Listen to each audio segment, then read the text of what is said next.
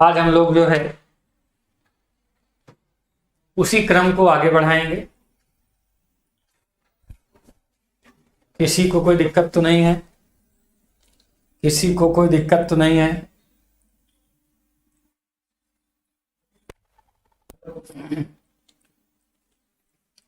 आवाज जा रही ना? आवाज आ रही बेटा? अब आवाज आ रही है? अब बताइए, आवाज आ रही है कि नहीं आ रही है?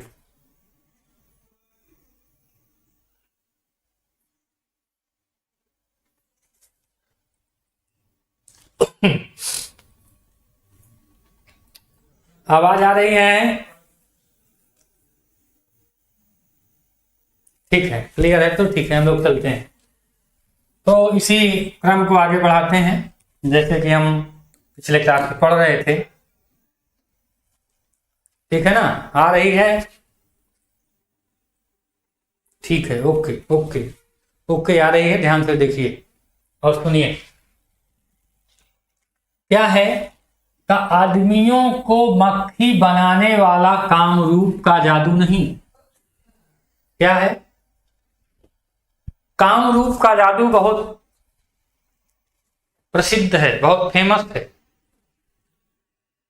हुआ क्या, इसके पहले पहले वाले पार्ट में जो हम लोगों ने पढ़ा तो उसमें लिखा था कि जादू की पुड़िया। तो जादू की पुड़िया अपने काम से, अपनी जिम्मेदारी की निभाने से, अपने दायित्व के पालन से क्या हो गया भाई, वह अपनी जो असंभव कार्य है, जो असंभव कार्य है, अपनी कार्य कुशलता से उसे भी क्या करने वाला, उसे भी मात देने वाला। तो क्या हो गया है? आवाज आ रही? ठीक है, अब बार बार उधर नहीं जाएंगे, ध्यान नहीं देंगे। अब आते हैं, हमारा जो पाठ्य विषय है उस पर है। आवाज आ रही है? बस ठीक है, इतनी सी बात है। तो आदमियों को मक्खी बनाने वाला कामरूप का जादू नहीं। कैसा जादू था? बल्कि क्या कहा कि मक्खियों को आदमी बनाने वाला जीवन का जादू। क्या किया? उनकी जो जादुई शक्ति थी, जो उनकी क्षमता थी, उससे उन्होंने क्या किया कि मनुष्य के जीवन में, मानव के जीवन में, मनुष्य के जीवन में, लोगों के जीवन में आशा से अधिक, आशा से अधिक आश्चर्यजनक बदलाव करने वाली थी। जादू क्या करता है? जादू का काम ही होता है जो असंभव है उसको भी संभव करके दिखाना। लेकिन यहां संभव कहां हो रहा था? यहां संभव लोगों की जिंदगी में होता हुआ दिखाई दे रहा था। क्या कि मक्खियों को, अर्थात जो लोग केवल बोलते हैं, मक्खी का मतलब भिनभिनाना, बोलना, बड़बड़ाना, कुछ कहना, मक्खियों की यही विशेषता होती है। लेकिन क्या हुआ? इन्होंने कहा नहीं बल्कि कार्य रूप में जादू किया। काम रूप एक स्थान का नाम है, वहां पे जादू करने वाले, ऐसा माना जाता है कि वहां पे सब लोग होते हैं और वहां जो लोग जाते हैं उसके रूप को बदल करके लोग वहां क्या कहते हैं, उसको अपने अधीन कर लेते हैं। ऐसा कहा जाता है। जैसे बंगाल का जादू बहुत फेमस है कि वहां जो जाता है तो जादू कर लेते हैं, फिर अपने नियंत्रण में कर लेते हैं, फिर आने नहीं देते। बात समझ में आई? ये बात कहने का मतलब। आप कह रहे हैं कि मक्खियों को आदमी बनाने वाला जीवन का जादू, केवल भिनभिनाना ही नहीं, भिनभिनाना मक्खियों की क्रिया है, उड़ना है। और क्या है? केवल कहना नहीं, केवल मुंह से बोलना नहीं कि हम लोगों की सेवा करते हैं, कहने से कुछ होने वाला नहीं है, करना पड़ेगा। वही मदर ने क्या किया भाई, कहा नहीं बल्कि कार्य के रूप में क्या किया, कार्य के रूप में परिणित किया। समझ में आ गई बात। फिर क्या कह रहे हैं, बुढ़िया मदर मार्गरेट क्या किया, इन्होंने जो कुछ चाहा उसको अपने जीवन में उतार करके दिखाया। अब होता है कि नहीं होता है ये अलग का विषय, चाहे जो भी होता हो, नजरबंद हो, धोखा हो, कोई भी हो।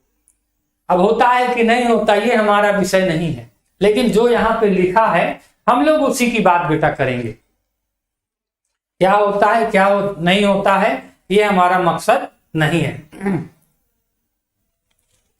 फिर क्या कहते हैं, कद इतना नाटा कि उन्हें गुड़िया कहा जा सके। क्या है, बात शारीरिक आकार की है, बात शारीरिक आकार की है कि आकार चाहे छोटा हो या बड़ा हो, आकार चाहे छोटा हो या बड़ा हो, आकार से कुछ नहीं होता है, होता किससे है, दृढ़ इच्छा शक्ति से, दृढ़ इच्छा शक्ति से, और किससे, कर्तव्य निष्ठा से।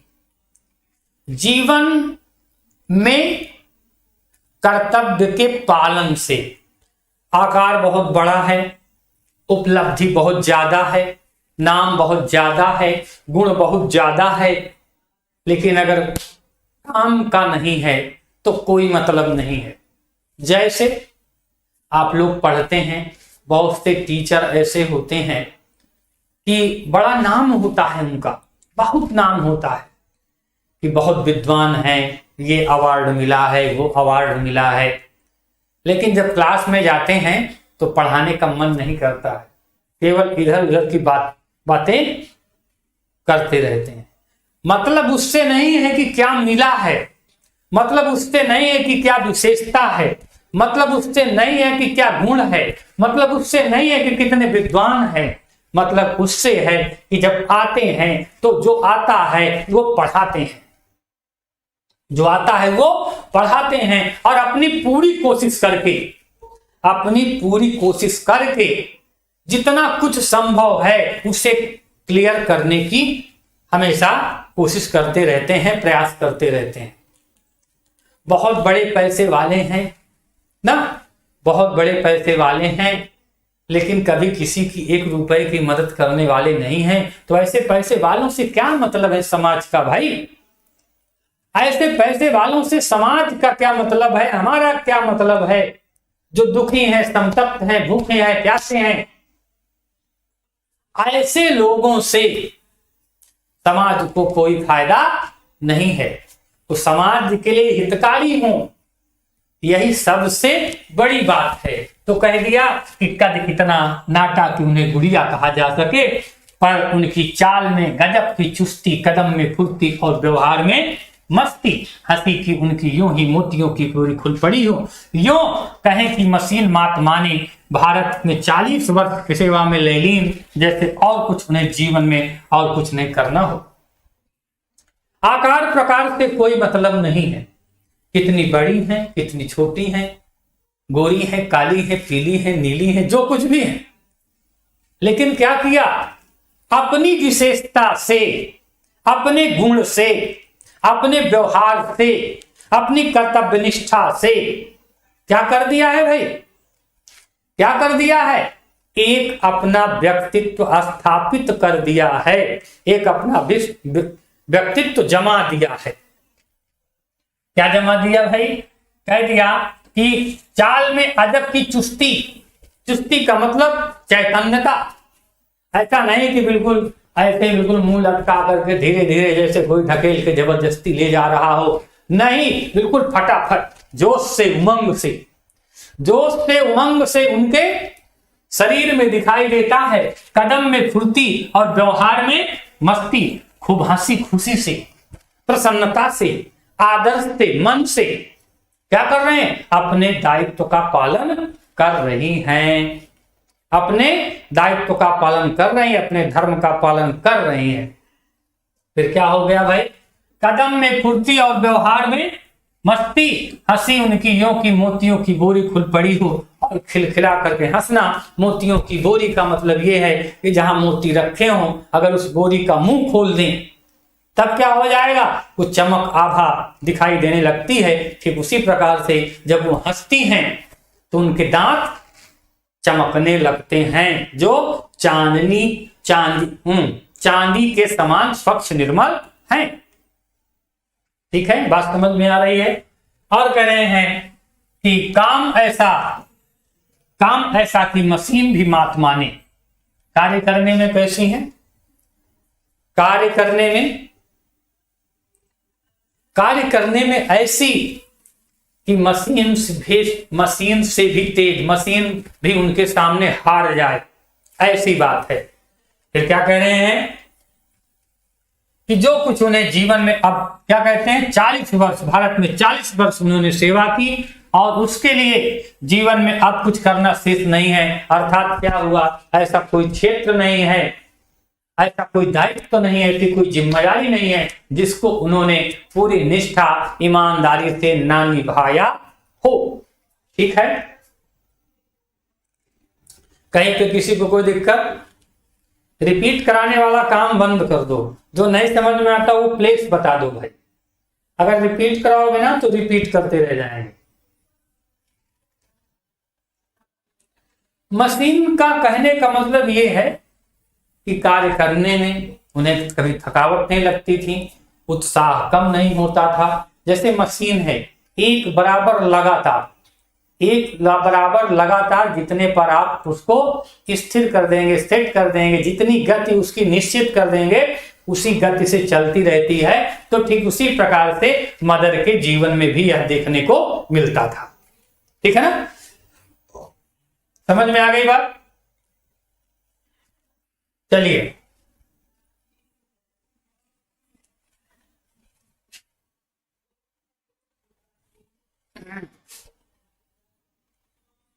ये मैं देख रहा हूं कि 30 बच्चे पढ़ रहे हैं, 30 बच्चे और 25 लाइक है। 30 बच्चे पढ़ रहे हैं, 25 लाइक है। यही शर्म की बात है, हाँ? यही शर्म की बात है। पढ़ भी रहे हो, समझ में भी आ रहा है, जी सर भी कर रहे हो, लेकिन 30 पढ़ रहे हैं, 25 लाइक। तो शेयर क्या किया होगा? शेयर तो किए ही नहीं होंगे, क्योंकि रोज कहना पड़ता है ना। है? कितने लोगों ने शेयर किया ना? क्यों करेंगे? क्योंकि सर जी जब कहेंगे तब हम करेंगे, नहीं हम नहीं करेंगे। क्यों? ठीक रहेगा ना? तुरंत सब लोग शेयर करिए भाई, क्लास को पहले शेयर करिए, फिर आगे लेके चलेंगे। जल्दी शेयर करिए और कमेंट करके बताइए कि हमने किया।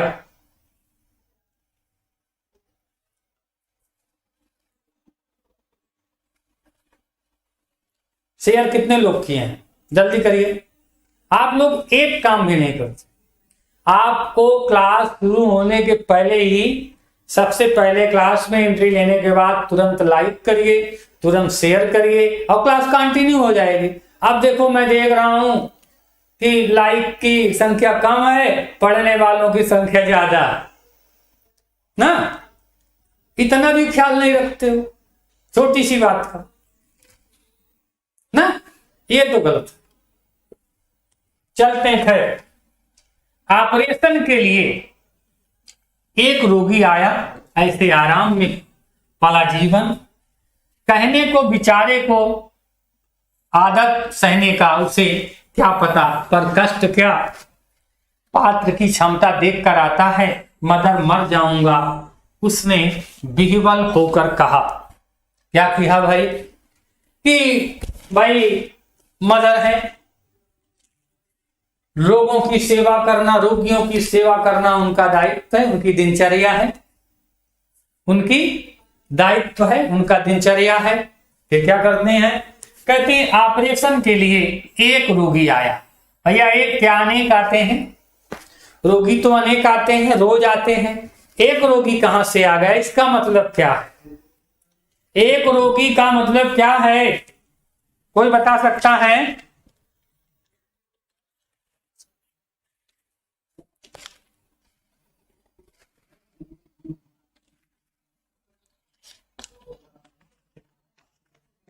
एक रोगी का मतलब क्या है, कोई बता सकता है? एक रोगी का मतलब ये है बेटा, एक घटना को रेखांकित करने जा रहे हैं, एक घटना को आधार बना करके अपने वर्णन विषय को आगे बढ़ाने जा रहे हैं, इसकी बात कर रहे हैं। ऑपरेशन के लिए एक रोगी आया, ऐश आराम से पला जीवन, खूब खा पी करके तंदुरुस्त, किसी तरह की कोई दिक्कत नहीं ना, किसी प्रकार से किसी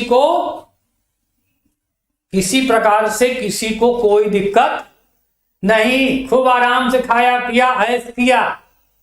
अब क्या हो गया? फंस गए बीमारी में। फंस गए कहां? बीमारी में चले गए। कहें और क्या हुआ? जो सुख सुविधा में जिया है, जो सुख सुविधा में जिसने जीवन धारण किया है, उसके सामने जब दुख आएगा, पीड़ा आएगी, तो उसको बर्दाश्त नहीं कर पाए। तो जो रोग का आघात था, जो पीड़ा थी, जो दुख था, उससे बर्दाश्त नहीं हो रहा था। फिर क्या किया भैया? कहा कि बेचारे को आदत, और आदत उसे क्या पता कष्ट क्या होता है। उसने जीवन में खूब अनुभव किया, खूब अच्छी अनुभव किए, खाए पिए ऐश आराम से जिंदगी, कष्ट क्या होता है उसको उसने कभी अनुभव ही नहीं किया था। लेकिन क्या करें, रोग तकलीफ पीड़ा क्या पात्र की क्षमता देख करके आता है? ये सह लेगा कि नहीं? बीमारी क्या किसी को ये देख करके आती है कि बीमारी का आघात ये सह लेगा कि नहीं? बीमारी तो भाई इसीलिए आता है, बिहवल का मतलब व्याकुल परेशान बेचैन, बिहवल का मतलब व्याकुल परेशान बेचैन, ठीक है ना? हाँ बता दिया, बिहवल माने उसने बिहवल स्वर होकर के, व्याकुल होते हुए, बेचैन होते हुए, जिसका मन पर, इंद्री पर, नियंत्रण पर अपना अधिकार नहीं रह गया है। क्या किया भाई? वातावरण चीत्कार की विह्वलता से भर गया। क्या हुआ? वातावरण कैसा हो गया? चीत्कार, करुण स्वर, करुण ध्वनि, दुखद ध्वनि,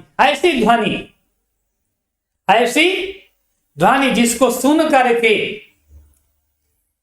सबके मन में, हृदय में, चेहरे पर दुख के भाव, पीड़ा के भाव दिखाई देने लगे। कहते हैं वातावरण चित्कार की विह्वलता से भर गया, पर बूढ़ी मदर की हंसी के दीपक ने इसकी झपकी तक नहीं खोई। क्या किया? वो रोया, चिल्लाया, पीड़ित हुआ, बेचैन था, लेकिन मदर के ऊपर उसके कष्ट का, उसकी विह्वलता का, उसकी परेशानी का, उसकी दुख का कोई असर नहीं हुआ। क्यों नहीं असर हुआ भाई? डॉक्टर जब मरीज चिल्लाता है, ऑपरेशन करते हैं, तो डॉक्टर को क्या दुख नहीं होता? क्या होता है या नहीं होता है? जल्दी बताइए।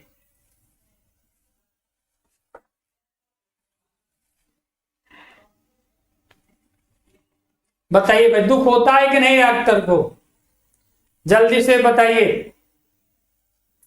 दुख होता है, लेकिन उसको वो काम भी तो करना है। डॉक्टर अगर दुख करे, डरे, तो फिर इलाज कैसे करेगा? उसको तो करना पड़ता है, उसका वो दायित्व है, उसको निर्दयी होना पड़ता है। जैसे आप लोग हैं, कोई प्रश्न आप लिखते हैं, कॉपी बनाते हैं, सर जी ने एक लाइन खींच दिया, काम खत्म।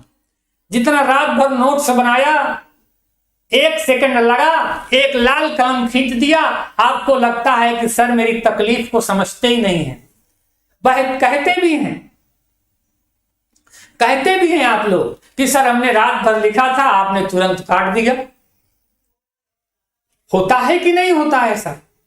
होता है, लेकिन उस काटने के पीछे मकसद और उद्देश्य केवल एक होता है।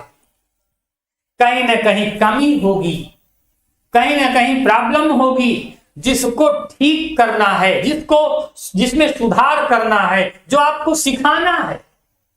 अगर हम काटे ना, अगर हम काटे ना, तब फिर आपके अंदर सुधार देखने को नहीं मिलेगा। ये जरूरी है कि उसको हम निरस्त कर दें और कहें कल फिर से लिख के आना, आज का गड़बड़ है। इसीलिए सुधार जरूरी है।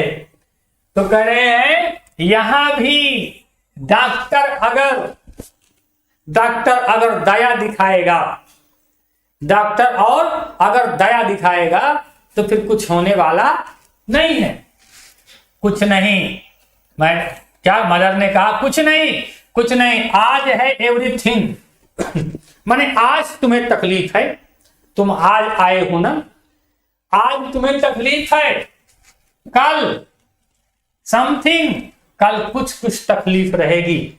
आज आए हो, आज तकलीफ है, कल आपकी तकलीफ कम होगी और बस तब नथिंग, कुछ नहीं। और उसके बाद आज तकलीफ है, कल कुछ रहेगी, उसके बाद सारी तकलीफ गायब हो जाने वाली है। जोर से खिलखिलाकर हंसी कि आसपास कोई होता तो झेप जाता। भाई सब जो है दुखी हैं, संतप्त हैं, परेशान हैं, व्याकुल हैं, रो रहे हैं, और उनके बीच में अगर कोई हंसे तो कैसा लगेगा, आप भी सोचिए। लेकिन यहां की परिस्थिति दूसरी है, यहां की परिस्थिति दूसरी है। वो चाहते हैं कि सब लोग अवसाद से, दुख से बाहर आकर के सुख का अनुभव करें, आनंद की अनुभूति करें, जो दुख का वातावरण है वो थोड़ा कम हो जाए। ठीक है ना, समझ में आ रहा है ना। कह रहे हैं एक रोगी उन्होंने देखा चिंता के गर्त में उभरती रोगड़ी, जोर से चुटकियां बजाकर वे किलकी, जी उठी, या उनका जी उठी। क्या कह रहे हैं? झेप का मतलब जो है आंखों का सामना न कर पाना, शर्मा जाना, तेजहीन हो जाना, जवाब न दे पाना। ठीक है ना, कई मीनिंग बता दिया। तो कह रहे हैं कि एक रोगी उन्होंने देखा चिंता के गर्त से उठकर, जो चिंताएं थी उसकी वह थोड़ी कम हो गई थी। रोगिणी जोर से चुटकियां बजा करके चुटकी मारा और कहा, क्या कहा कि चुटकियां बजा कर किलकी, जोर से बोली जी उठी। माने उसके कहने का मतलब था कि जी गई, जान बच गई। झेप का मतलब अभी तक नहीं समझ पाए हैं।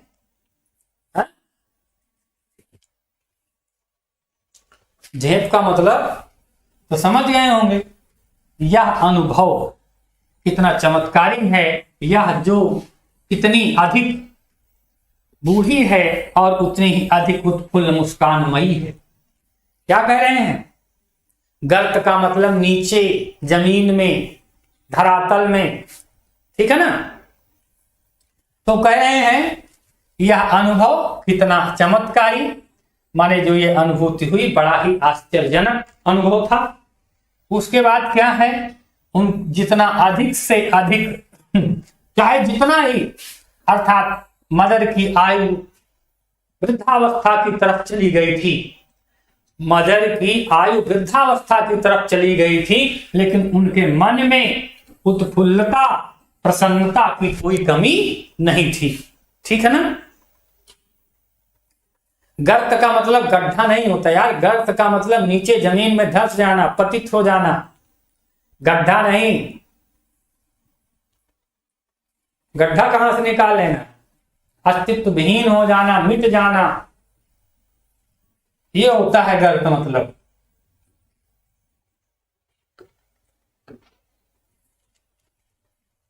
समझ गए? किसी को कोई दिक्कत?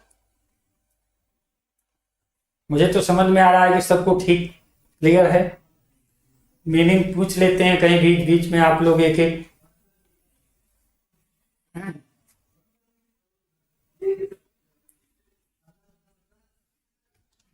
चलिए भाई,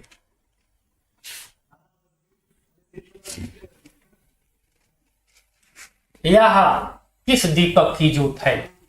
दीपक का मतलब, दीपक की मतलब कि उनके मदर के तेज की बात की जा रही, मदर के तेज की बात की जा रही है।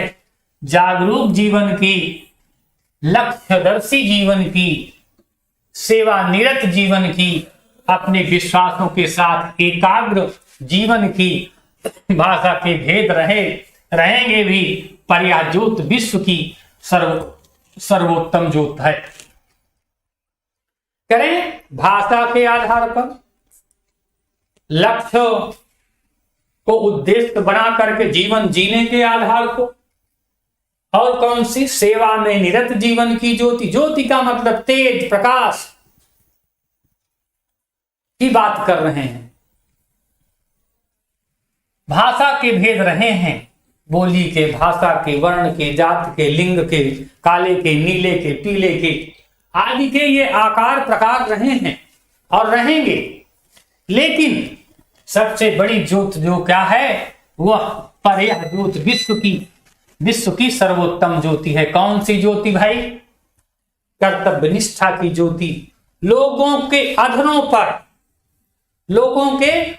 पर, चेहरे पर खुशी लाने की ज्योति, प्रसन्नता लाने की ज्योति, लोगों के जीवन से दुख दर्द को मिटाने की ज्योति।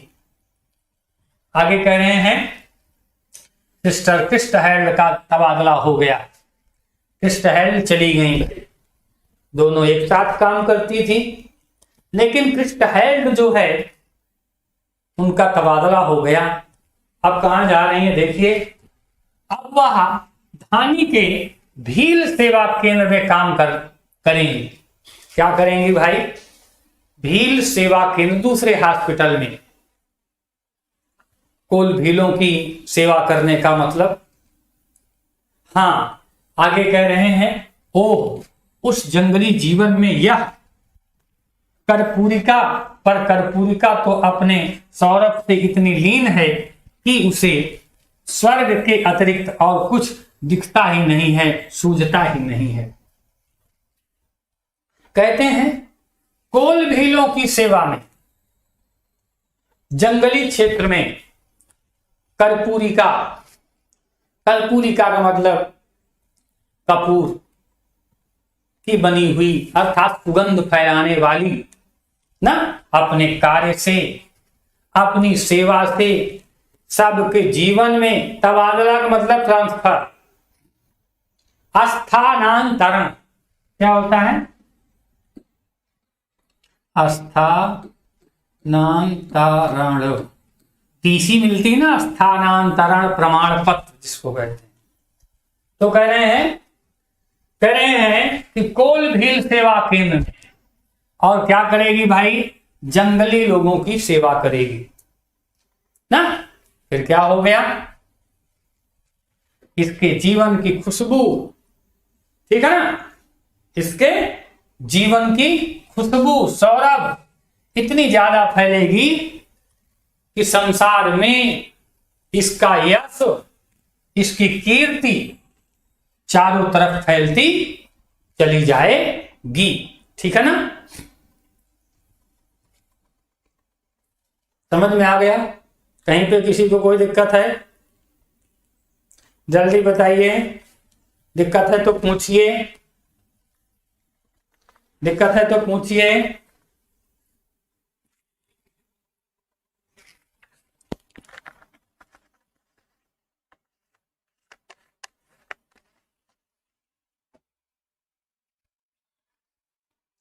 भील व्याता, कोल भील एक जाति होती है, जंगली जाति होती है।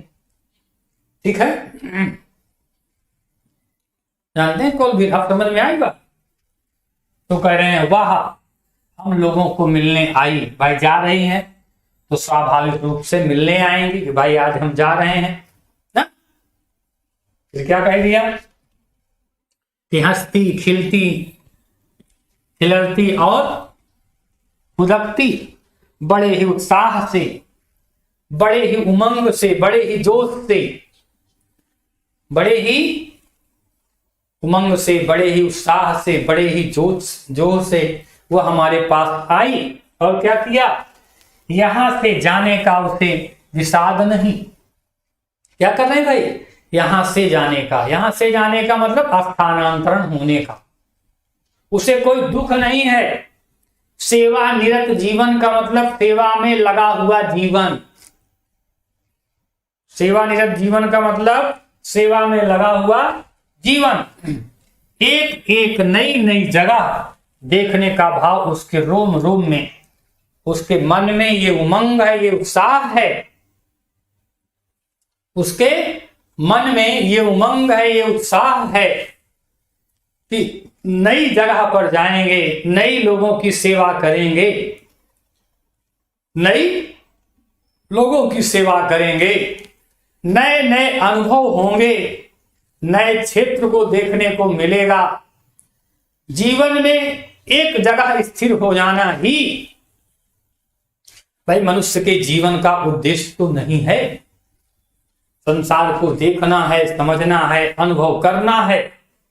इसलिए क्या कहा, एक नई जगह, नया कर्म क्षेत्र, नई कर्म भूमि, और वहां पर जाकर के अपने कर्तव्य निष्ठा के झंडे गाड़ने हैं, अपनी कर्तव्य निष्ठा के झंडे गाड़ने हैं।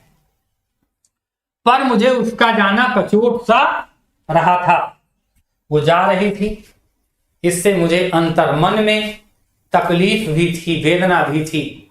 इतने दिन साथ में रहे, सेवा किए, आज हम दोनों अलग हो रहे थे, लेकिन अब क्या करें, जाना तो पड़ेगा ना। वह दूसरे रोगियों से मिलने चली गई। जब देखा कि भाई जा रहे हैं अंतिम समय में, तो मदर जो है चली गई रोगियों से मिलने, और फिर उसके बाद क्या हुआ उसको हम लोग आगे देखते हैं। कहीं पे किसी को कोई दिक्कत तो नहीं आ रही है?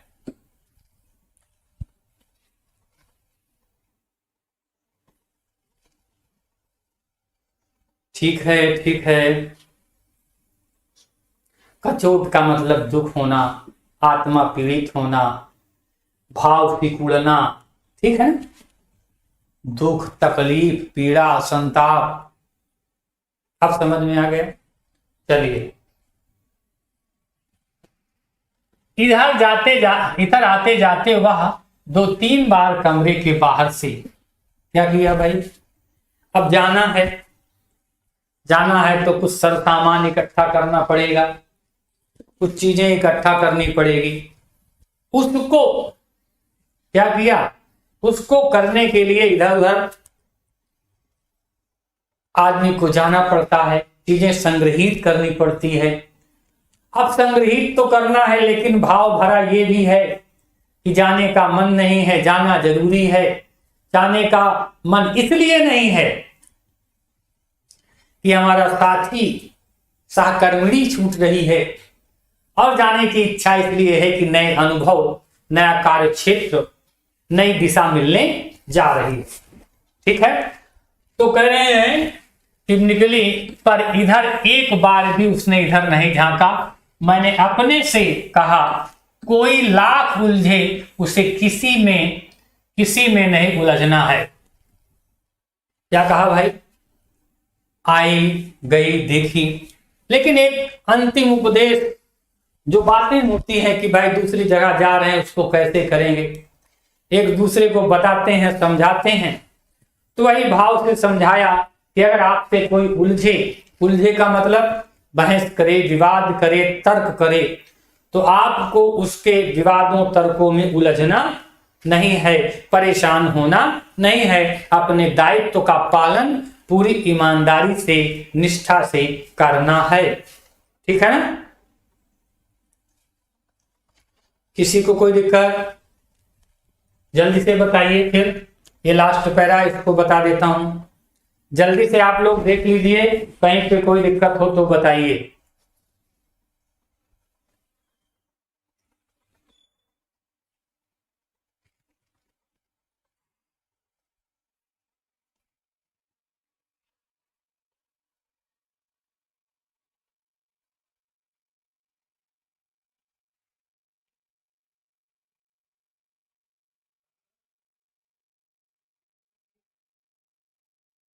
कौन है पूछो ना।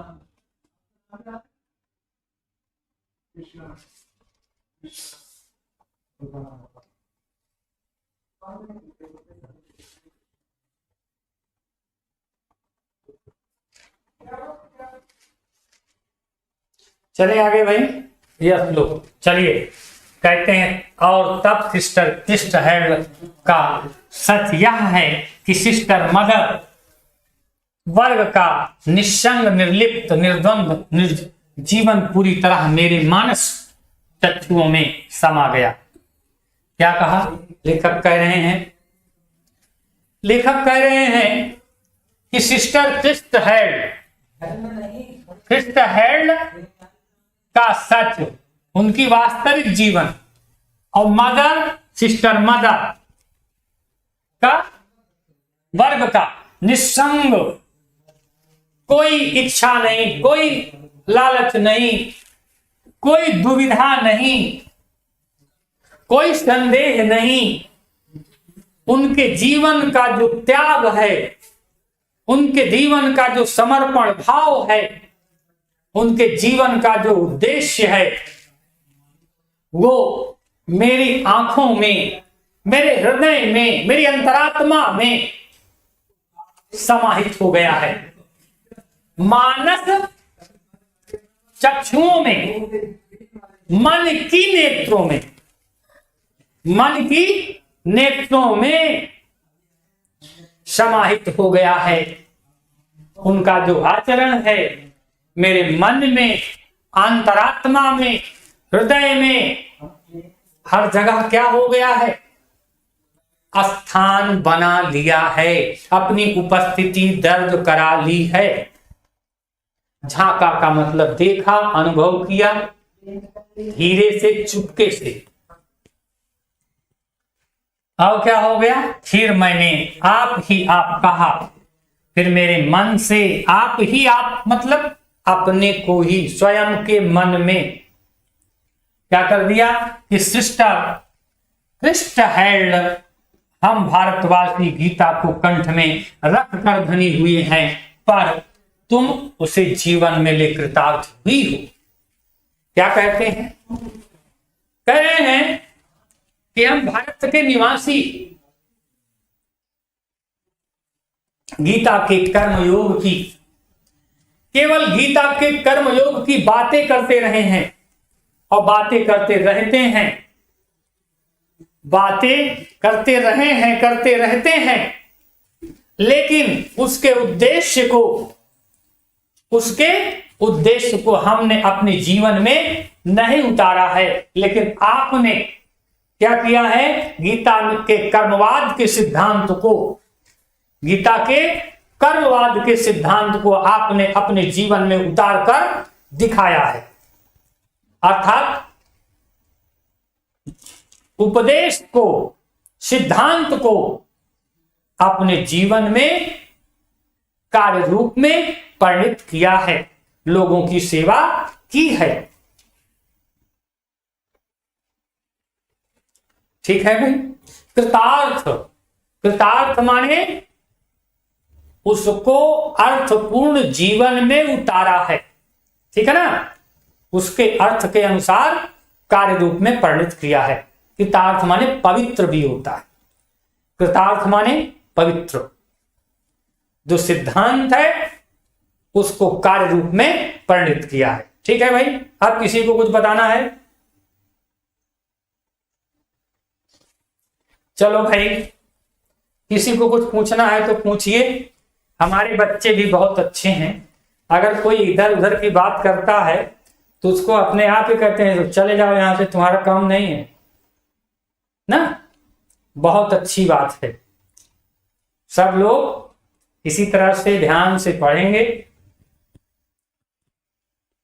इसी तरह से ध्यान से पढ़ेंगे, जहां समस्या होगी वहां पूछेंगे, और कोशिश ये रहेगी कि आप लोगों का अच्छा से अच्छा ये शिक्षण सत्र जो है चले। आप लोग जुड़े हैं, आप लोग पढ़ रहे हैं, तो आप लोगों का ज्यादा से ज्यादा हित हो। हम सब लोगों का, पूरी टीम का ये प्रयास रहता है कि क्या किया जाए, आपको अच्छे से अच्छा पढ़ाने की कोशिश की जाए। चलिए आज की क्लास के लिए इसी तरह से पढ़ते रहिए। आज की क्लास के लिए आप सबको बहुत बहुत धन्यवाद, और इसी तरह से पढ़ते रहिए, लाइक करते रहिए, शेयर करते रहिए, कमेंट करते रहिए, बताते रहिए। Okay, thank you, bye bye.